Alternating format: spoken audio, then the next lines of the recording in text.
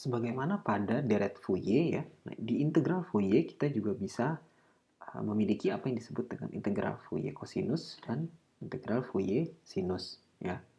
Dan itu sebagaimana ya di deret Fourier itu hubungannya dengan sifat fungsi yang kita miliki ya. Nah, di sini ya saya tidak akan menurunkan secara detail ya. Anda bisa melihat kembali bagaimana dulu kita membahas tentang fungsi ganjil dan fungsi genap dalam deret Fourier ya.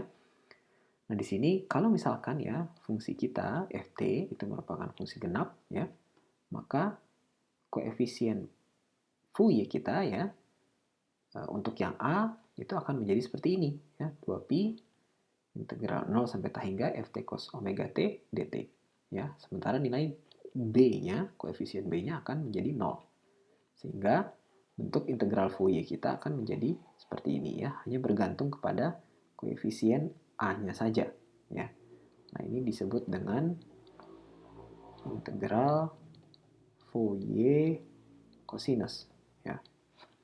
Nah, kemudian sebagaimana yang ft sebagai fungsi genap ya, kalau sekarang ft-nya fungsi ganjil, maka kebalikannya. A-nya sama dengan 0 dan B ya, koefisien B-nya menjadi seperti ini ya. Saya tidak akan sekali lagi menurunkan ya, ini hasil akhirnya saja. Ya, jadi B omega sama dengan 2pi integral 0 sampai t hingga ft sin omega t dt.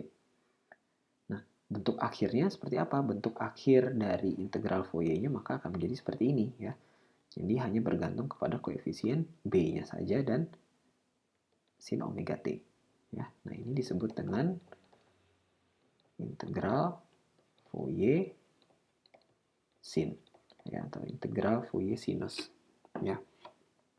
Nah, yang perlu diperhatikan di sini ya, lihat bahwa fungsi kita ya tadinya didefinisikan dari minus t hingga sampai t hingga ya. Namun karena apa yang disebut dengan sifat paritas ya, maka untuk mendefinisikan integral kita ya, atau mendefinisikan bentuk transformasi kita, kita hanya memerlukan setengah dari rentang yang awal ya. Jadi kita hanya membutuhkan rentang dari 0 sampai t hingga. Ya.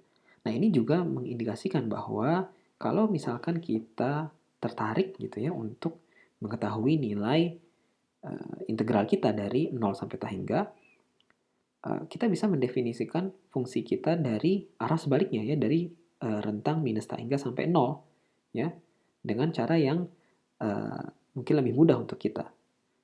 Maka kita bisa memiliki baik itu bentuk integral kosinus maupun integral sinus dengan cara mengekstensikan gitu ya, fungsi kita ke dalam bentuk rentang yang negatif tersebut gitu ya, baik itu dalam bentuk fungsi genap maupun fungsi ganjil.